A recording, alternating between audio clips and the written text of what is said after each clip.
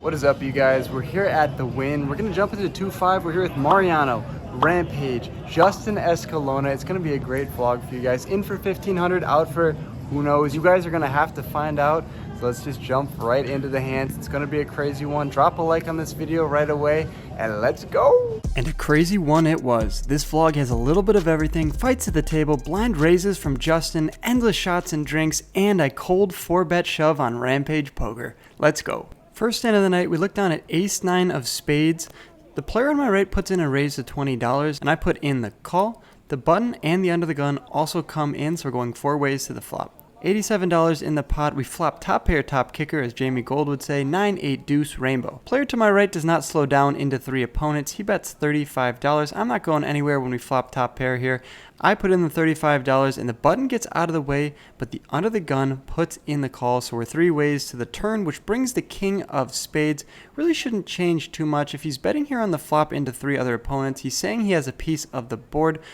He decides to bet $50 now into 2 opponents, around a quarter pot size bet here, and I'm not going to be folding my top pair on the flop. I don't really think the king connects too well here if he's stabbing on the flop. I toss in 2 green chips and the under the gun gets out of the way. That brings the 5 of hearts on the river. Really doesn't change too much. I'm really confused here when he bets $200 into 292. When he raises pre and then bets all 3 streets, I think we have to let our hand go now.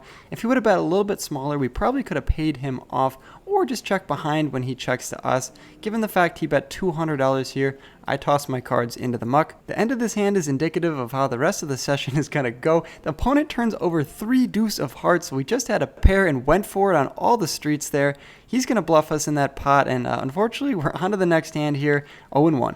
We're out for revenge in this next hand. We look down at 8-9 of clubs from the big blind. There's a bunch of limps to me. The small blind completes, and I raise it up to $30. The button is the only player that puts in the call, so we're going heads up to the flop. Out of position with $70 in the pot, the flop comes queen, deuce, 10, 1 club, so we have a gutter to the jack, giving us the queen high straight. Additionally, we have some backdoor club ideas. The action's on us, and I'm going to take around a 3rd pot size stab here for $25. And the button is sticky. He puts in the call and we're off to the turn. Turn comes a 5 of hearts, which really doesn't change too much. I'm expecting to be behind here, so I decide to check. The button snap checks behind, which is good news for us. When the jack of clubs comes off on the river, bang, we river the straight. No sense of slow playing it here when he checks back the turn. I toss in 2 green chips, $50, and the opponent pretty much snap calls us with queen 9 of hearts. No good, sir. Your top pair on the flop is not going to do it. 8-9 of clubs gets there on the river, and we're 1-1 on the session. Snowman is the next hand we pick up here in late position. The action checks to me and I raise it up to $20, and just the hijack and middle position put in the call.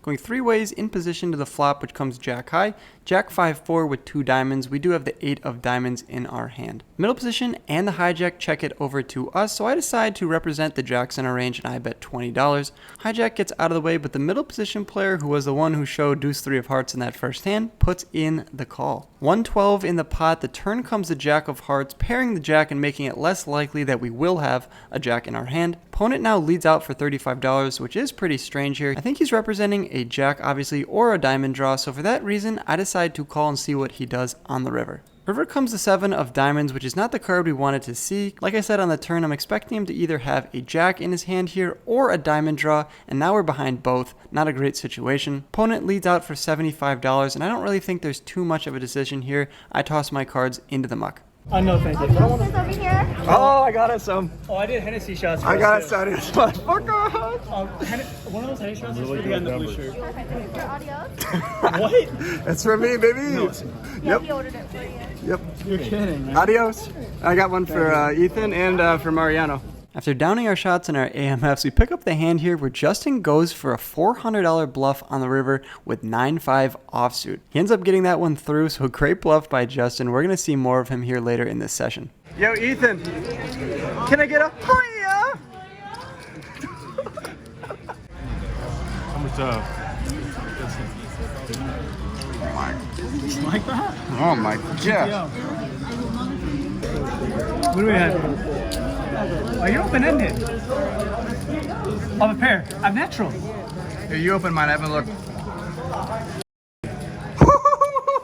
I hate this guy. I hate this guy. After all that madness, it's our time to shine. We look down at Cowboys from the hijack. Few limps to me and I raise it up to $25, and Justin now decides to 3-bet us to $75, and the action folds back around to me. Dream situation here. We raise, get 3-bet by Justin. I think a 4-bet is appropriate a lot of the time. I don't want Justin to fold here. I want to play a big pot with him. I put in the call and we're off to the flop. Flop's outstanding for us. It comes king, 7, deuce, all clubs. We're hoping that Justin did not flop another flush here, so I check my action over to him, looking to see what the pre-flop aggressor is going to do. $167 in the pot, and he pretty much bets the entire pot. $150 bet. Obviously with top set here, we have a lot of turn boat opportunities, so I put in the call and are off to the turn, which is not one of those cards. Comes the jack of clubs. Pretty horrendous for us. We wish the king of spades in our hand was a king of clubs. Nothing for us to do here but to check. $467 in the middle of the pot, and Justin now decides to bet $300. Like I said before, we could be behind with the clubs, but we have some boat opportunities, so for $300, let's stick it in here and see what happens on the river dealer. Please, one time here. It's our time to shine. Not. Comes the 9 of diamonds. Does not really change anything here. I check my action over to Justin. With a set here, no point in trying to get him to bluff. If we're ahead, we're ahead. If we're behind, we're behind. Expecting to see a hefty bet here from Justin, but that's not what happens when he checks behind. I tell him that a flush is good if he has it, and he turns over queen 4 offsuit. He 3-bet that pre-flop. Let me just repeat that. Queen 4 offsuit. One of them is the queen of clubs, so that's going to take it down here. Our top set goes down in flames on the flop when the jack of clubs comes in on the turn. Nice hand, Justin. 1K coming your way. Don't spend all my money in one place, man. So bad at poker. I'm so bad. But she's down though. It's weird. Decisions that make other people money. I have no idea. This isn't about money. This is about poker etiquette, which, by the way, some of you are completely unaware of. I guess It's called not. poker etiquette. Turn around. Poker etiquette? It's called poker etiquette. Watch your game, Mariano. Can you explain? If you don't know what poker etiquette is, if you don't. don't know the etiquette of this I game, you shouldn't be Can you here. explain? What's going on? Tell me you got that on camera. I did. I want her to come back monkey tilted. Unfortunately, she didn't come back monkey tilted, but we replaced her with 2 other monkeys on the table. Ethan and Mariano both sit down, and they're sitting down very deep. Both have yellow chips, which are $1,000 here at the WYNN. This is when the action gets even more insane. Okay, boys, we might be at the craziest game we've played in Vegas to date. We got Justin right here, blind raising 50 every hand. We got Mariano, Ethan, and we have 2K deep here in this 2-5 game. It's nuts. We're gonna try to run it up, make it 4K. What do you think, Justin? Brother, I pretend like I don't know what I'm doing. Dude, enough said.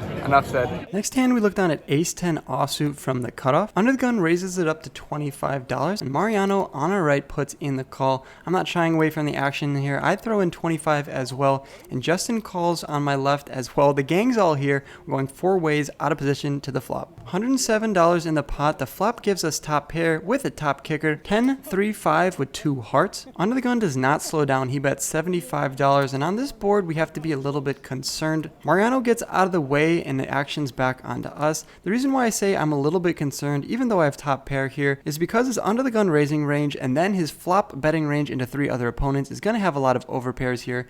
But we didn't call ace-10 to flop top pair and then fold to a singular bet, so I put in the call. Justin's 3,500 deep. Yes, 3,500 deep at a 2-5 game, and he puts in the call as well. 332 in the pot. We're off to the turn. Turn comes the deuce of clubs, which does not change anything. A deuce on the turn has never helped anybody anytime, and I'll stand by that phrase. Under the gun bets $140, and like I said on the flop, his range is just going to consist of all those overpairs here. So top pair, top kicker, gonna go into the muck here. I just think I'm behind like 100% of the time. One of the craziest things ever at a poker table happens to me in this hand right here. You're going to want to buckle up, and I don't think you're going to believe it either. We're in the big blind here with pocket 8s, and Justin's in the straddle for $10. The action folds back around to me, and I raise it up to $30. Justin in the straddle does not want to have any part of this $30 bet. He pops it up to $75 before telling me that we're taking shots. I'm not one to leave a friend hanging, so I throw a shot back and then end up calling the $75 bet, literally taking a shot off the table and on the table here with our pocket 8s. $152 in the pot. The flop comes 10 high, 10, 4, 5, Skittles or Rainbow, as the guys at the lodge would say. Nothing to do when we get 3-bet pre, but to check on the flop. That's what we do. And with a $152 pot, Justin bets $100. I toss in 4 green chips and we're off to the turn. $352 in the pot. The turn comes a king of spades. Another overcard to our pocket eights. And now a guy across the table gets the dealer to wait, and he asks us if we want to make a side bet. Wait, so is it just the two of you? Yeah. How about $100 if I could guess one of your hands? Bet. He proceeds to throw out an offer of $100 if he can guess one of our hands. Justin's not one to turn down a side bet. He decides to bet with the guy $100. Pocket eights. Oh, not me? Pocket eights. The guy says pocket eights. Yeah, you're hearing me correctly. The guy literally has a side bet with Justin. If me or him have pocket eights, he wins $100. If he doesn't have pocket eights, Justin wins $100. Anybody in Justin's shoes would take this bet here. Just unfortunate for Justin that I do in fact have the snowman here in this situation, but how crazy is that? He repeats himself one more time, pocket eights, and I'm trying not to smile here. I don't want to give anything away, but the whole table is now invested in this hand. The action's still on Justin here, and I feel like we're not even playing the hand. There's just so much going on off the table, but Justin decides to bet $200. I'm so rattled in this hand here that I can't even decipher what Justin would have in this position. So obviously I fold in this situation here, but I have to show the table that the guy did in fact call pocket eights here, and the table goes nuts. How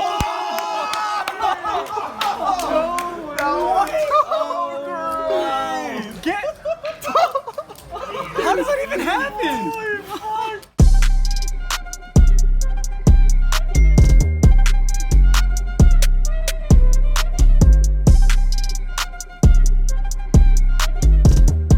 The next hand is a $25 bomb pot, and we look down at ace jack offsuit. All the players put in $25 and we're off to the flop, which comes jack high, jack 5-9. It's the day of top for me, even though we're getting beat up. No sense in slow playing it here. I bet out for $30, one of those probing type bets I talked about in my last video at the Golden Nugget. The action folds back around to Mariano on the button. He's a very good player, and he decides to raise me up to $150. I can't tell if he has a really good hand or if he just smells weakness here with my $30 bet. Either way, I'm not going to be folding my top here, so I put in the additional $20 and we're off to the turn, which brings in the 7 of hearts. When I get raised on the flop from Mariano, I'm not going to be doing anything but checking my action over to him. So after my check, Mariano now bets a little bit chunky for $250. 7 of hearts doesn't really change too much. I guess 6-8 now has a straight, and 8-10 I guess too, but I doubt Mariano has a draw here, so I make the call and we're off to the river with $1,085 in the pot. The river comes a 3 of hearts, which wouldn't change too much. I'm going to be checking my action over to him as well, and he snap checks behind, which indicates to me that I'm probably good. I throw over my cards, just not looking to knit roll him here, and he mucks his cards and taps the table. Nice hand, Mariano. 1K chips coming our way.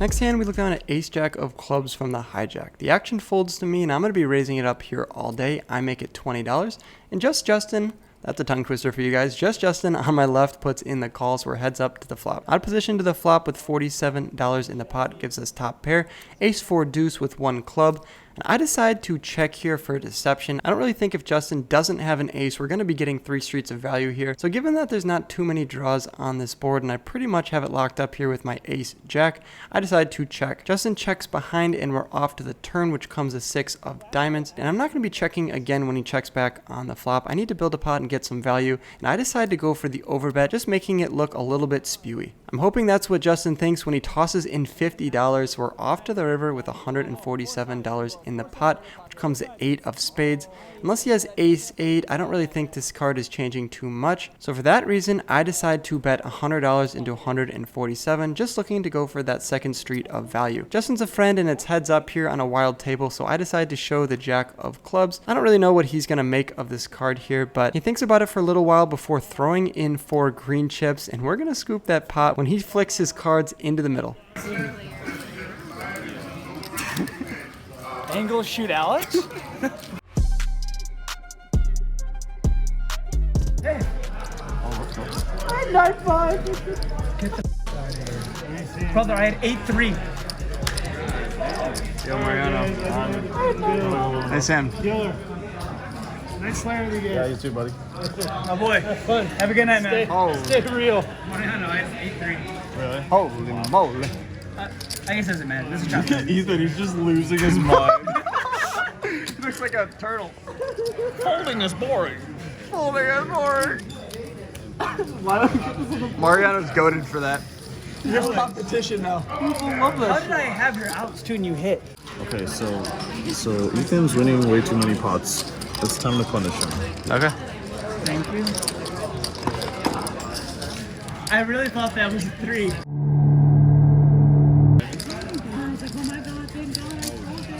We're even now, Ethan. Look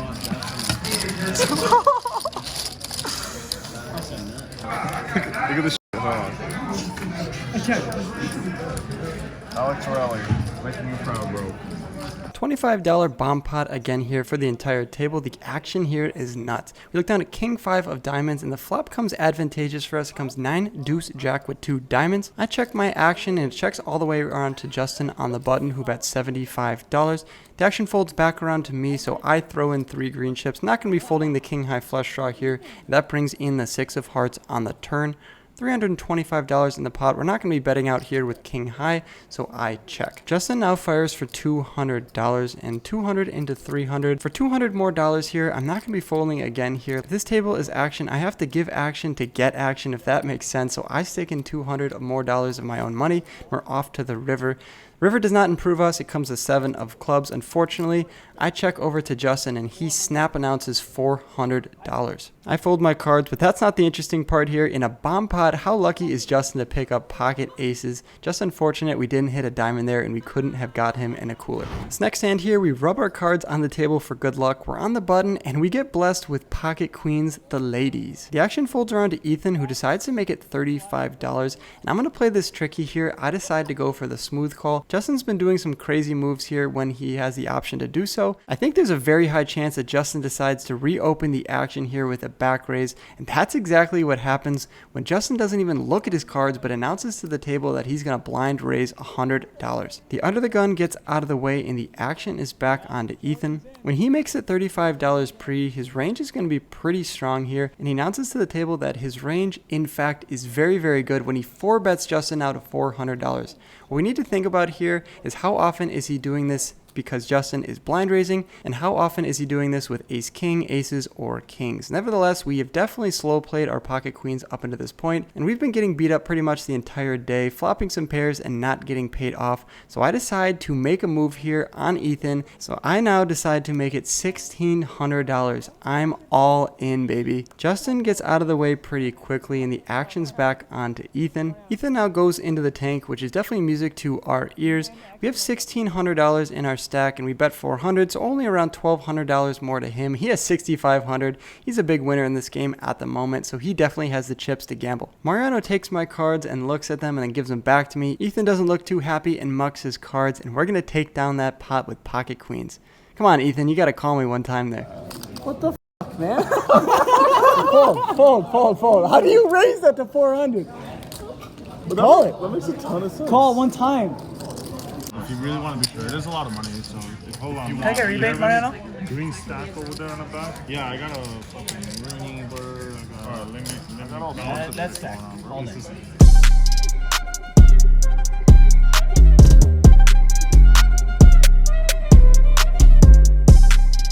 All right, boys, we got out of the game for 1,900, in for 22, a loss of 300, but no worries. Me and Justin are about to hit the high limit Bach room. Let's go, baby. Let's go, baby. Let's go. We're gonna run it up here. Got the 2 knits in the back. Oh, the baby knits. Make sure you hit a like on this video. Subscribe if you're new. Leave a comment down below, and I'll see you guys in the next video. Bye.